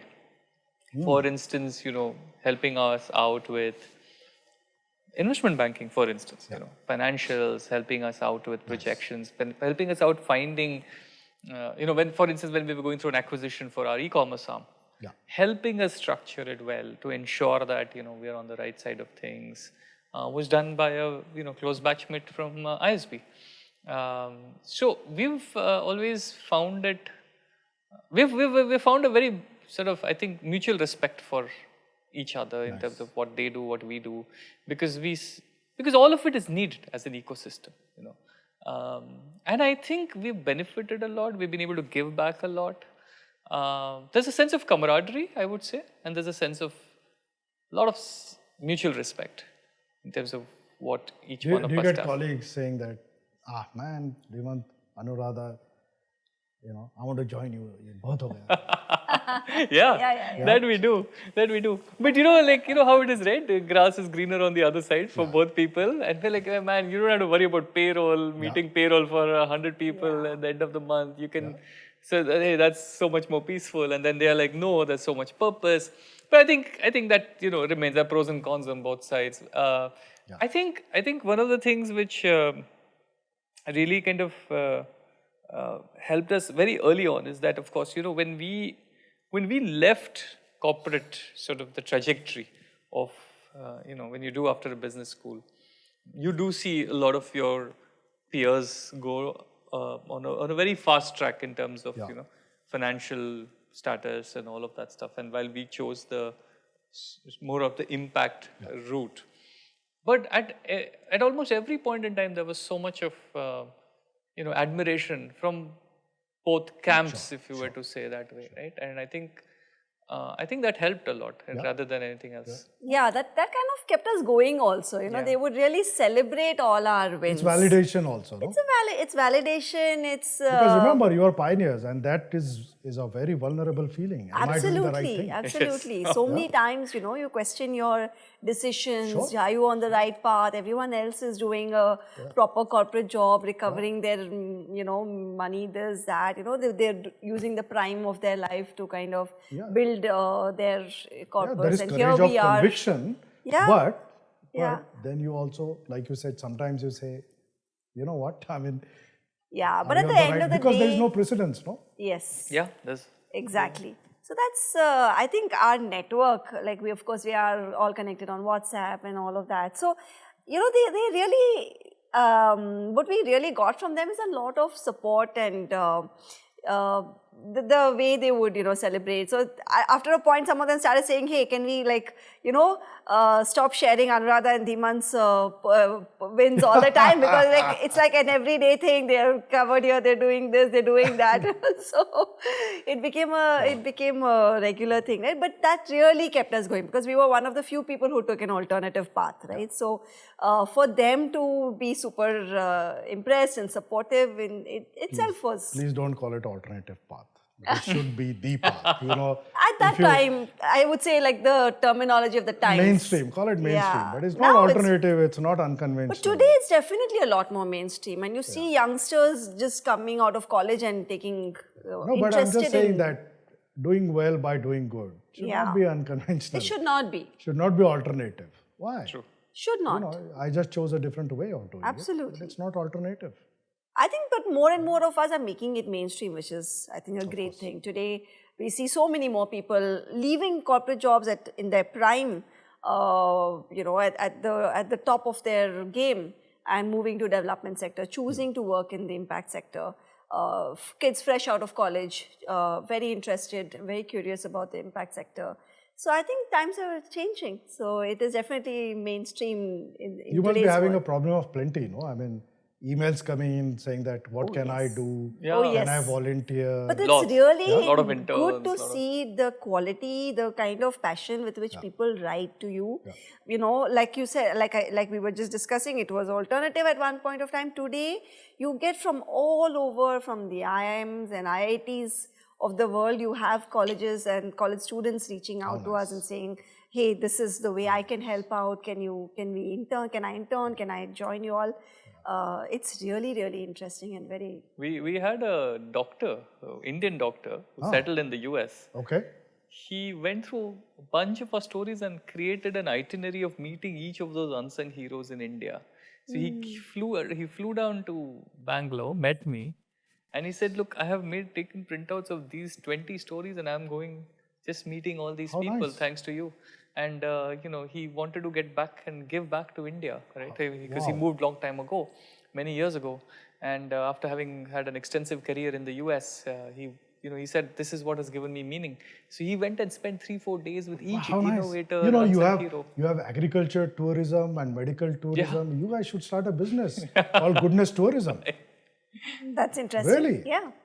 I mean, come and tour the goodness of India, right? Okay, if we take that, don't ask for copyright. You've stolen one idea already, chalo. Now that you are doing so much good, I will allow you to steal my But idea. we've had people, like we've had rocket scientists, we've had lawyers, we've had so many bunch of people from the corporate world who've moved and joined us at the Better India in various capacities, from covering stories to our marketing, or partnerships in different areas. Why not? I So don't it's see why. been very interesting.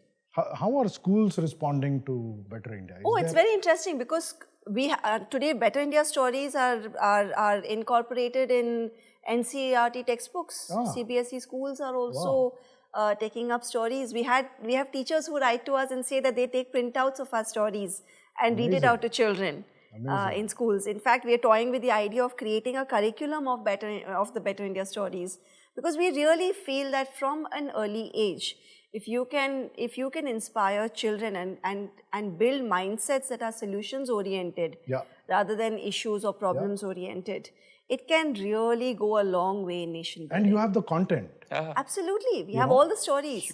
We have the protagonists. We know the people who are change makers in small ways and these big can ways. be delivered to children as per their way of learning. Absolutely. And mostly it's visual now for them. Yes. So here are videos. Yes. You don't need to It can be a lot more engaging. read textbooks like my father did to me. But It can be very engaging. You have to take content or you can where run animation on that. people And are. then say, okay, by the way, this is real. Exactly. Right? So many ways. Yeah? This will be Today, lovely. content delivery is so modernized, right? It is completely changed as per consumption patterns. The way we deliver content on different platforms is so customized for the platform, for the readers. We take our stories where people are. So that's always been our model. We take our stories, we don't expect people to, say, download an app just to read our story or just to come to our website. We are present on all social platforms. It is important to take stories in formats that people relate to. But looking at curriculum and, you had also said content outweighs design. Now, this is interesting because we thought aesthetics is, how do you package it, etc., etc. But what do you mean when you say content outweighs design? So the substance has to be king in any story for us. For what we believe is that the story itself has to be powerful enough to inspire. So even in days like today, of course, we have a much bigger team. We have design, people in the team and all of that. So it's packaged differently. But when we started and we were bootstrapped and we were just writing, in the beginning we were writing stories ourselves, there was no design element. They were just raw stories. And I think the rawness of it all, because these were stories that were so powerful of people who were, doing something despite their own constraints, despite their own challenges, they were going out and bringing about a difference, making a difference. Related so deeply with people, touched a chord so deeply that the design element was completely disregarded. I don't think it played a role at all. It's the power of the stories. The power of story has to, it has to touch a chord. It has to speak to your heart. Because if it's just touching your mind, it goes, you have a lot of data, you have a lot of information which is reaching your mind. But a story reaches your heart. And that's where true change begins. Behavior change is huge. I think that is something that I personally missed completely looking at Better India. I mean, that's so huge because that's exactly what we need, isn't it? Absolutely.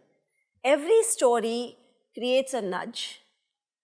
Whether you actively realize it or not, but every time you're reading something, you're consuming any content, it leaves an impact. Over time, when you read more and more of such stories, like Dhimant said, it creates an imagination. A country can only go as far as it can imagine itself. I mean, you know what, Sushil, one very interesting thing about India is that the people in India do not believe they are inherently powerful. They do not believe that they have any power in their hands. But when we read stories of say, a school teacher in a village transforming a school, or an employer in any city or any urban household, empowering their domestic help and educating their children, we start believing, we start understanding what's possible. We start thinking that these are relatable people like you and me, and if they can do it, why can't I do it? This is huge, because now you're talking about confidence of a nation, which becomes Absolutely. collective consciousness later on. Absolutely. It's the confidence of the nation and the possibilities that people see in themselves. You had also said content as a catalyst. Now Yes. I know what you mean. Absolutely. So it's a catalyst for behavioral For change, societal for change. social transformation, Yes. and for building confidence in human beings. Absolutely. That you can do it. I can do it. This is Someone amazing. like me is doing it. Why can't I do it? This is What is amazing. stopping me? Yeah. The power of ideas, you mentioned, right? You seed people with ideas and you enable them to see that they can do it. You are empowering change to happen. Yeah. Amazing. And then content was also in books, and you are a voracious reader, aren't you? I see Or both of us. Both of okay. us. Yeah. Okay. Yeah. All right. In both. fact, So- interestingly, we also had similar interests in reading. So when Oh, we got nice. married, we ended up having two copies of the same book. You know, of many books, we had 2 copies after marriage. So you had to we donate them. brought our collections together. But yeah. But what do you guys read, and why? Why do we read? So I Because must say, I think reading as a behavior is being lost in the next generation. Yeah. Not generically, but yeah, no, it's definitely become harder because of all the distractions we have. But what I read specifically, I would definitely say that I read a list of books that are curated by her, because she's an excellent curator of books. Like, I've not found someone who's as good a curator as can I've you been to do many some more bookshops. goodness So in I- your life I tell by him what to putting read. putting it out, by curating the books, and like Bill Gates puts it out, the Oh, 10 yeah. books Sure. that I've read in a year. Yeah. Why don't you do that? Yeah, that's a great idea. Yeah. Yeah. We believe in you, You should do so that. we'll believe in your list.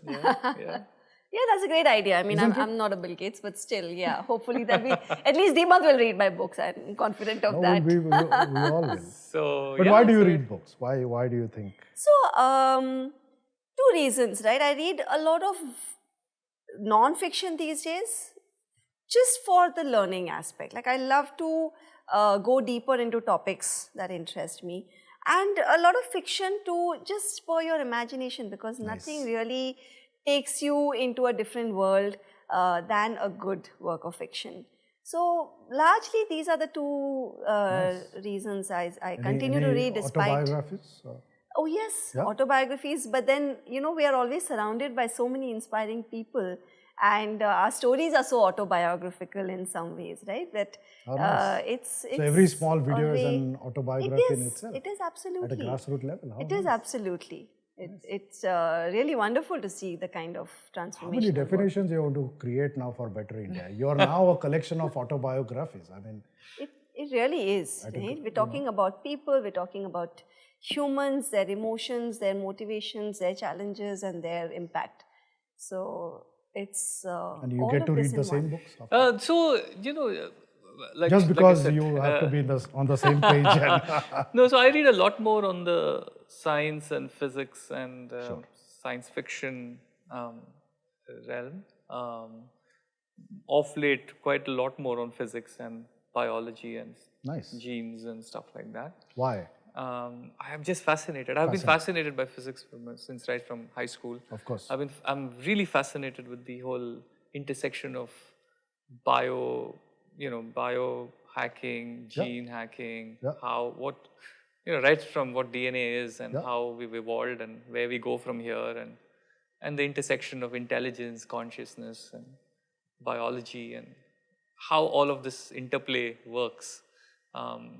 And I like to read rather than watch all of this or listen to it, because I think it just gives you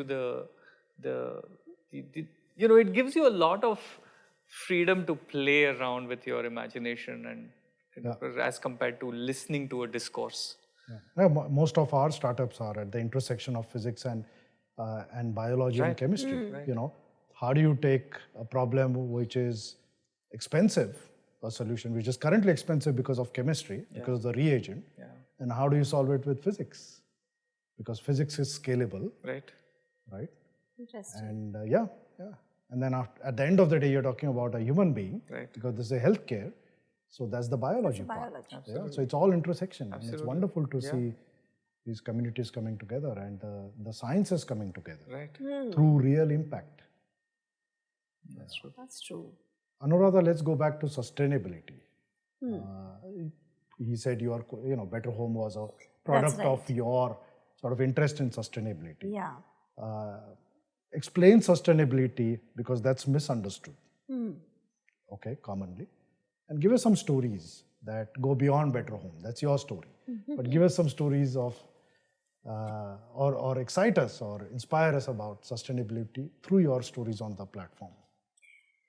So, Sushil, sustainability, personally for me, is a way of conscious living where you are aware and take into consideration the people, the planet, and all of the living beings on it. So it goes beyond thinking about ourselves to understand the impact that we as human beings have on the other creatures that inhabit our planet. See, this is so important. Sorry, I'm interjecting, because this is so important.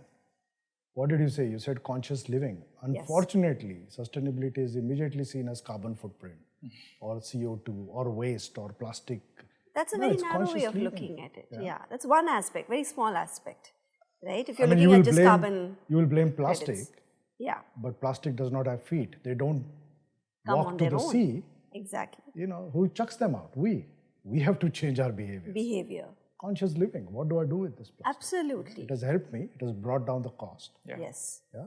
So how do you deal with it, right? How it's really about understanding how your behavior impacts the planet and all other creatures that we share this planet with, right? And then understanding how we can reduce our negative impact and at the same time increase our positive impact. If not, the bare minimum we can do is reduce our impact, negative impact.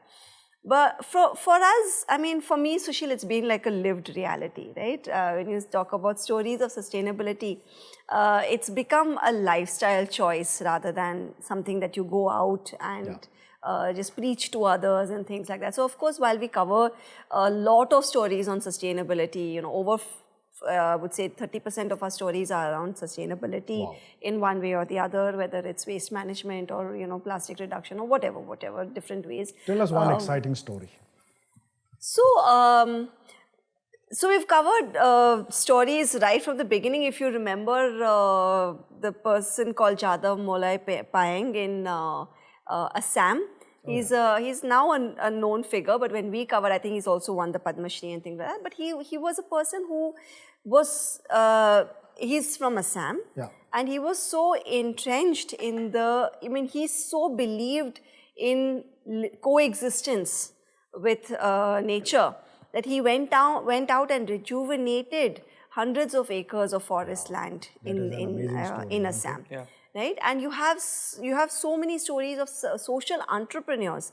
For instance, somebody in Himachal who used the problem, Himachal has a lot of problem of pine needles. They have these pine trees, the needles, the leaves keep falling off. And they are also a huge source of forest fires. Okay, so they generate waste, they are a fire hazard. And a person over there decided to do something about it. They looked at the problem. They said, okay, how can I remove this waste? But is not only remove this waste, but can I do something with this waste? So one of many solutions like this. But one really stood out for me is how they decided to take this whole waste of pine needles and make sustainable sanitary napkins out of them. What? So two problems solved with one solution. One, the problem of forest fires and the problem of waste management. There's so much waste generated. Second problem is sanitary napkins, which are such a huge burden on the planet, creating compostable sanitary napkins made out of, something that's biodegradable here. So amazing stories like this. I'm telling you, the innovations we have in our country are just mind-blowing. You hear about each of these social enterprises and how they are solving problems. It just blows our mind. Every single day we are amazed. But like I said, Sushil, it's not just about, stories, but we decided to live this take this in our own lives. Sure. So when we had our office, for instance, back before COVID, we made sure that we create a zero waste office itself. So we started, we started small. We started building our own composting unit in the office. We ensured that we went zero plastic. We did a lot of changes. Nice. To the point where we contributed zero waste to the municipality of Bangalore. So it was a case study, and we have made our own videos on that. But it was a case study where we said we don't want to just tell people what to do or talk about others who are doing. We have to practice everything ourselves. And if others are doing it, we should create our own way, and we should create a playbook on how all offices can aim to go zero waste. We really reduce the burden on our Does anyone planet. credit you with, because of you I got the Padma Shri? Oh, a lot of people. A lot of people write to us. Well, Lot of of course, people. officially it's not, but a lot of people write to us and say, after you guys featured, we got this recognition and now we've got a call for the Padma Shri. Happens And we very got the commonly. award. Happened a lot. And we get a lot of WhatsApp messages about this. Oh, nice. Is it? Yeah. Amazing. It's been interesting to see. When will you get one? I think we're here to play the role of the catalyst. I think we are here to amplify the people who are making the difference. And I think that's our role in the ecosystem. That's your humility, but No. from where I'm sitting, you need to get one. Why not? You've created so many Padma Shris yourself. That we have. A lot of people helped get back them, to us. Padma Shri, Nari Shakti Awards are like a Shakti regular Award. feature. After we cover their stories, the recognition they get, it's very heartwarming So great. for us. So Padma Shri, obviously. And but otherwise, what recognitions have you got so far? And the reason is because when you get recognitions, it also tells you how people perceive your impact. Right. You get all sorts of vague sort of, we think you have done it. Really? Yeah. Yeah. That's true. So along the way, of Rajyotsava course, we've been recognized both globally and nationally. Of course. The state of Karnataka gave us the Rajyotsava Award, which is their second highest civilian award. Oh, wow. We got that about 4 years ago. We were invited to speak at the Harvard India conference to come and talk about how we are using media at such a large scale to drive social change. Facebook then invited us in their Menlo Park office because we are one of the largest social media handles for them, which creates such large social impact. We've had the Honorable Prime Minister mentioned in his Mann Ki Baat that whenever he wants to get inspired, he reads The Better India. Wow. What a big recognition. Yes. Yeah. It's a huge pat on the back. Thanks. And I think numerous awards we've won across the years for our social media. I think we won from the American Center, has given the Social Empowerment Award, how we've used social media to drive empowerment. We won the Manthan Award in the impact space. The Social Innovation Award, which the Marico Innovation Foundation gives. We won that some time back. Many. But I think it's heartening to see that something like this gets a lot of recognition, and then it furthers our cause, really. Like each award that comes our way gets more audience, more different kinds of audience to know about us and, read our work. And it's not just validation, but it's also, it builds your resolve to do more, isn't it? Yeah. It does. It gives us that encouragement Strength, as well. right? I mean, yes, we are on the right track. We are on That's the right all. track. Yes, and then it strengthens you. That our work is important. Yeah. But let us talk very quickly about media. You are the Hatke Media company. So in your mind, what is the future of media? And what is the media of the future? They are two different questions. You want to take this? Go ahead. Okay. So I think that the future of media, I think, is that we are going to move away from this whole sensationalizing, shouting, high decibel content delivery to trust, authenticity, and reliability. I think that's going to become, because people, I think we've hit saturation point on the other side.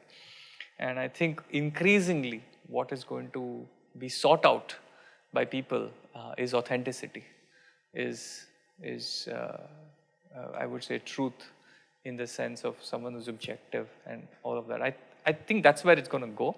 The second part is, I think there aren't going to be these gatekeepers anymore. I think media is going to become more participatory. I think citizens are going to come together and share information about things. And I think media has to move away from being a sort of a one-to-many broadcast model, which it is still today, to a many-to-many network model, which is where I think you will see things happen. And then, so eventually media has to be more guidance rather than, rather than being a voice of authority. I think that's where it's going to go. I think we're seeing it grow. I think we've built it that way. We've built it very participatory. We have a very large network of people who kind of come in and shape the content that kind of goes out. And I think extremely important that authenticity is needed. I mean, without that, that's not going to, I don't think media is going to work. Yeah. Now we are already seeing the impact of the deep fakes and all of that. And with AI now, becoming more and more real. And people are saying, where is the authentic stuff? Yeah, exactly. People are getting confused. Yeah. And if I put a business lens on, right, Sushil, I think media needs to figure out, the media that will survive will be the one which will be a combination of content, commerce, products, and so on. Excellent. I don't think in the current model will be able to go far. Yeah. Yeah, to add to that, I believe that the media of the future has to shape itself into being more useful, has to be more utilitarian. Today we have a media that is telling us what happened, but not telling us how can we play a role. How can we be part of a movement? From the what to how. Currently it's what. It is this. Today it's just informing. It's information. Yes. It's not solution. But tomorrow it has to be, like Dhimant said, a guidance factor. It has to move from being a cynic to being, a guiding mentor sort of thing. A media has to play a more useful role in society. Now look at that, your own thing where it goes down to guiding kids in school through curriculum. Yeah. CBSE, NCERT. Yes. It's huge. It is. Yeah. That's the role of media. That's the role of media. Media has to show people the path in some ways, because today it's just like we started the whole conversation with. It leads with despair, it leads with frustration, it leads with anger, rage, right? It has to move from outrage to probably an outcome. How nice. Right? Media has to be outcome based. What use is this news? Does it inspire me? Does it create awareness? Does it give me a path to follow? Yeah, I mean, how does this help? It has to have, it has to play a role. It has to have a service attached to it, a service model, rather than just have maybe a revenue model as of today. Just this template of outrage to outcome is huge. I mean, that's true. That should really drive policy globally. The world needs a lot of love and peace. Yes. Isn't it? Yes, and media can play a very important role in that. That's the medium. That's the medium, yeah. That is why we call it the third, fourth pillar. Pillar. It's a very important pillar of nation building, right? And currently, today, we don't know if it really serves that purpose. Where there is a huge trust deficit in the media, you don't know how it is controlled and what it reports, right? There is a huge authenticity problem where we don't know how much of it is AI generated or what kind of fact checking happens behind the scenes. I mean, even if a large company can, I mean, that's happening all over the world, not just in India, right? So there are so many problems with Yeah. the current media scenario, which needs to get fixed. It has to be. I mean, I think, Sushil, the newsroom of the future is not just a building, but it's a network. Nice. A network of citizens, of institutions, of grassroots movements coming together and bringing up what's, reporting from the ground up. That's really the newsroom of the future and not what we have currently, How where nice. it's very hard to trust. And what you're essentially saying is that the content is important there. The stories are important. So what is next for Better India? Or are you saying that don't worry, there's so much happening, so we will always be in the game?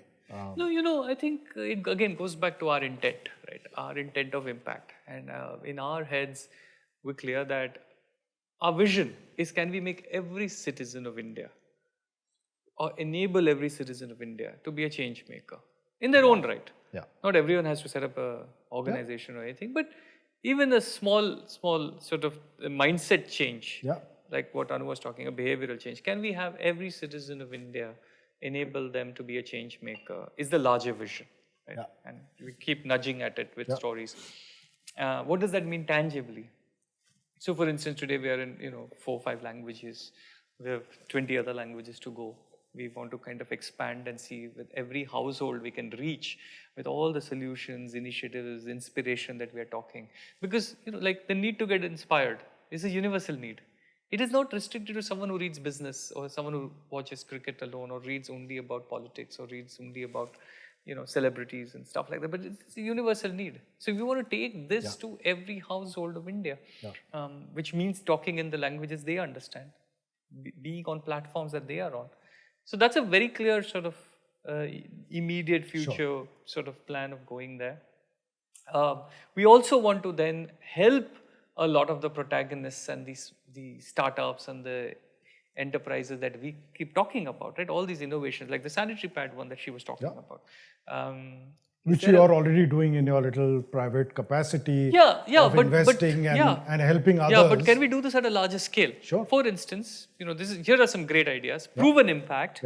How could we then enable capital to these people? Could there be a small fund that we set up either in partnership with someone or and bring capital to them? How do we bring mentorship to them? Like you're working on the other side with so many stalwarts, right? And get so much mentorship. How do we pass that on to these guys? Right? How do we give them access to markets? That's such a big thing that you can solve for. If you're selling organic compostables, sanitary pads, can I open up the 300 million people to you? Right? How do I do that? So help them scale that way. I think it's a huge, huge opportunity for us to play a role apart from just creating awareness about them. Market access could be the next level of commerce that you can build on your platform. We have to just figure out how to do it, and what are the models that will work. But these are some of the big opportunities that we feel strongly about. And these are opportunities, again, we get at it from a impact intent. The intent is always saying, look, how those do we are the help this first kid? principles. Those are our first principles. You're building a platform of inspiration, but who are you individually? Who are you inspired by? Who are you inspired by? For me, I mean, I'm inspired by the regular Indian citizen who does not accept defeat in the face of challenges and still goes out and every single day manages to inspire us in some way or the other. The grit, the resilience, the courage, shown by every Indian. Anuradha, that's an outcome of your business. I think that's the reason why we outrage exist. To outcome, so that is the outcome of it. Who were you inspired by before Better India?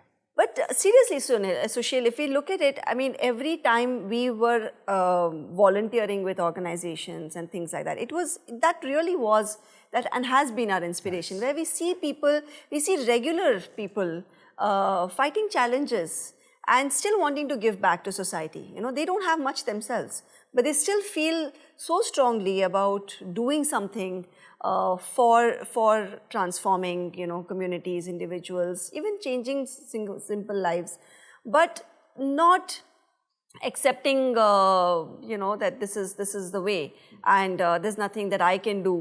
What can one person do? I think all of those people who have never accepted that what can a single person do are the ones that inspire me. It's a no-brainer. You have to get inspired by such people. You have to. Yeah. And in all fields, right? I mean, it's really, whether it's sports or whether it's, at a social level, everyone does. Dhimant? I have a slight different take on role models. I haven't had, I haven't had people that I would consider as role models. Okay. I consider ideas as role model, and I pick ideas from different people. Oh, nice. But not necessarily say that because the idea came from that person, the entire person is something that I follow as a role model. So I have been inspired by, Richard Feynman from Feynman lectures, and how he really brought down physics to people and democratized it, right? I mean, made it such a wonderful subject. That was what started my love for the subject. His lectures. I've really enjoyed some of the thought leaders in Silicon Valley in terms of how they look at building and scaling businesses. So long time ago, I read an essay by Mark Andreessen, who runs A16Z Ventures, and Mark wrote this essay on the future of media, and he wrote this in 2008. Oh, I should. 2007, something like that. I mean, it's still there somewhere on the internet. Can you send it to? I'll dig it out and I'll send it to you. I think it really shaped my thinking as I was thinking about building the better India. Not that everything that he wrote in that came true or predicted, but what I loved was the thinking and the thought sort of process around how he would think about how to it from do a things first differently, principles how to think differently, how to think imagine differently, I've which been is clearly seen. Yeah. These two inspirations clearly seen as the foundation of the better India. Yeah. I've been immensely influenced by the works of Taleb. His book Anti-Fragile and Skin in the Game really transformed how I look at what you do, how you lead a life, right? And I love Morgan Housel, how he talks about finance and stuff like that. I think I consider a lot of these role ideas. I can go on, the list is endless. There are a whole bunch of things that have influenced me. And of course, like what has kept us in the game of doing this for 15 years is the change makers we keep writing about. It's just phenomenal what they do. Amazing. And the community that comes together. It's I still remember there was this one story. I can go on about stories, there are so many stories, but there was one story very early on, again, 2016, 2017, about, one of our colleagues, she found this person, is a poor farmer in Maharashtra, didn't have enough money to even have a plow. So he would take his charpai, the cot with the thread, and he tied two stones on the two legs of the charpai, and he would just drag the charpai, right? Can you imagine? And we wrote about it, that this is he's doing it like this. And within a week, readers came together. Within 2 days. Within 2 days, readers came together, donated 2 bullocks and a plow to the man. I think some 1 lakh rupees or so to get things started. Wow. That happened in 2016. And they had a small shed. They used to live in a mud house. Today, they have a pakka house. With the son going to school, established family. All that happened because of that one story we wrote and that intervention that happened. Content as catalyst. Completely transformed. Absolutely. The spin-off, look at this. Look at this. So when you talk about nation building, it's not about just take this idea and it's about the spin-off effects. Yeah. When you get a pakka house, your life changes. Absolutely. Okay? Yeah. You don't have the stress of tomorrow, kal kya hoga. Yeah.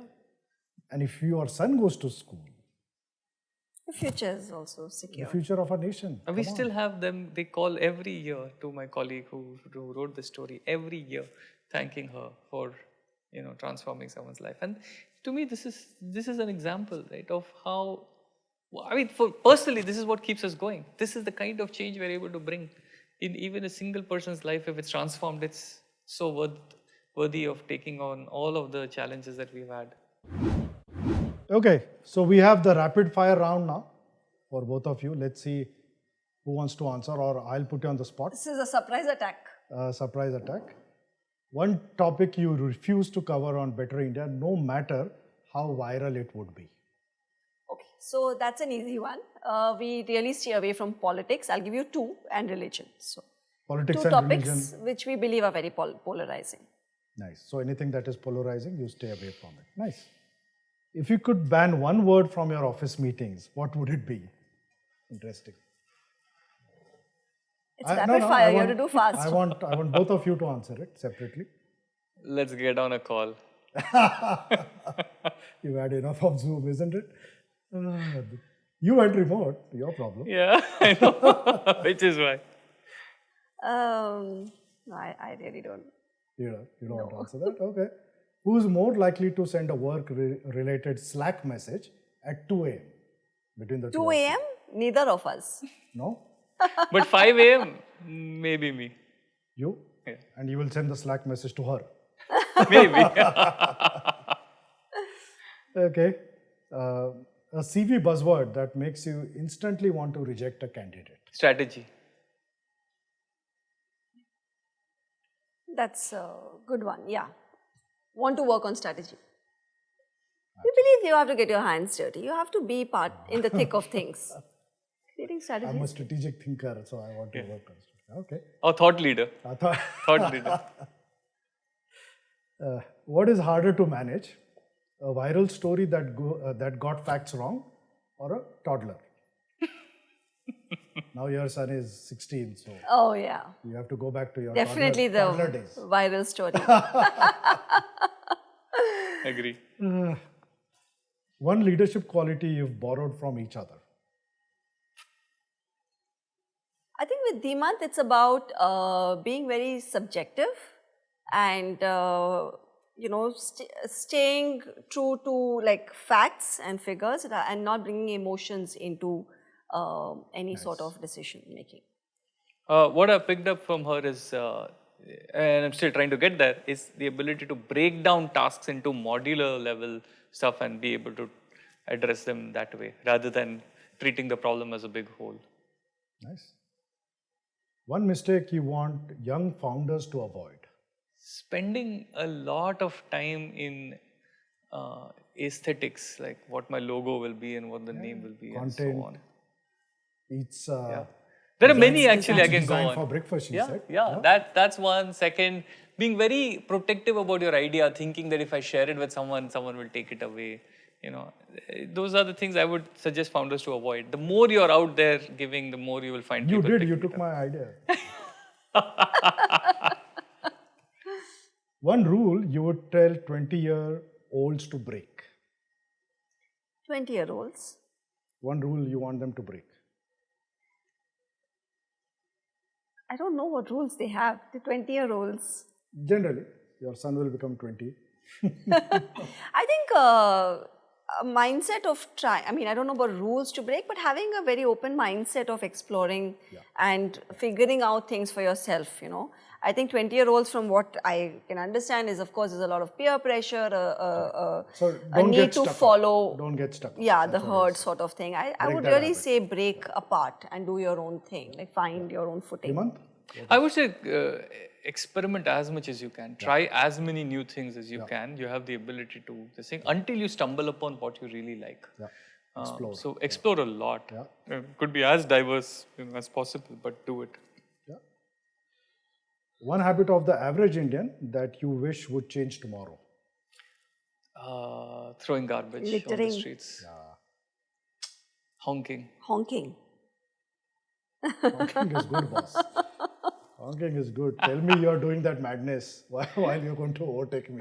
I need to know. Yeah, but unnecessary honking, which you hear on the streets. But garbage. But throwing garbage. Littering, honking. I think basic civic sense is what we really need to build from scratch, and then, of course, empathy, I would say. Building empathy.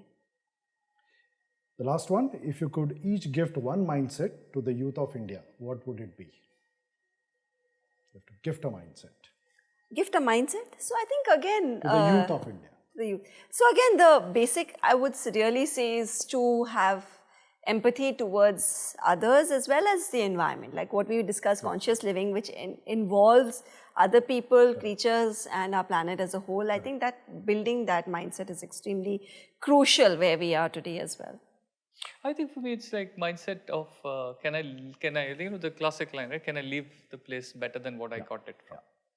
What can I do for that? Very important. If you can get that mindset cultivated, you go a long way. Now I see why you've named your platform the Better India and not the Good India. Leave it better. That's right. I mentioned that I was in South Africa recently, and a friend of mine, we were talking about South Africa. I've spent enough time there now. And we were talking about the great nation. And he had a nice definition for me. And the definition was between optimism and hope. And he said, Sushil, optimism is prediction. It's a wishful thinking. You know, yes, India will become great. Yes, this will happen. Yes, that. Hope, he said, is a plan.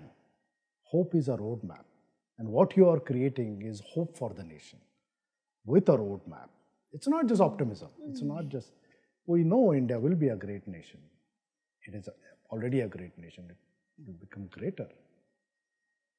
But you are creating the hope. And what a beautiful definition. And you guys are doing exactly that. You are creating a roadmap.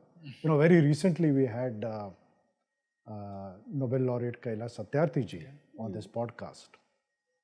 And he talked a lot about the compassion movement that he's championing globally. Yeah. Right. And it was such a simple concept, you know, but it was still so distant to so many of us that he said compassion does not mean, you know, you become Mahatma Gandhi tomorrow. It is just about are you kind to your colleague? Are you kind, you know, when was the last time you gave a hug? That kind of simple stuff. And we were like, my God, and this concept was so distant to us. And essentially he was saying that, you know, love and peace and compassion needs to prevail in the world. And I think you guys are doing exactly that. You know, he became a Nobel laureate. Padma Shri is your first thing. But I'm telling you, you guys are climbing the same ladder. I can see that template. I can see that hope now because there's a roadmap. I'm not just optimistic. I'm not just making you feel good. But this is where, and why not? Why not? The entire nation will back you. The entire nation will back you. The farmer will back you. For sure. You will. His son will back you. The community will back you. And that forms the nation. True. Right? Very true. In fact, we read somewhere, right? I remember reading this, that hope is not a naive thing, it's actually a strategy. Hope is a strategy. Yeah, to make it's a roadmap, difference. it's a plan. And that's, you know, that's one of the things we're trying to do. Yeah, excellent. Thanks for being who you are. Thanks for doing the Better India. Thanks for contributing towards humanity's goodness. Thank you. Thank you And for thanks having for us. the time. Thanks. Thank you, Sushil, and thank you for what you're doing as well. Thank you. Creating an inspiration platform. Amazing. Thank you. Thank you.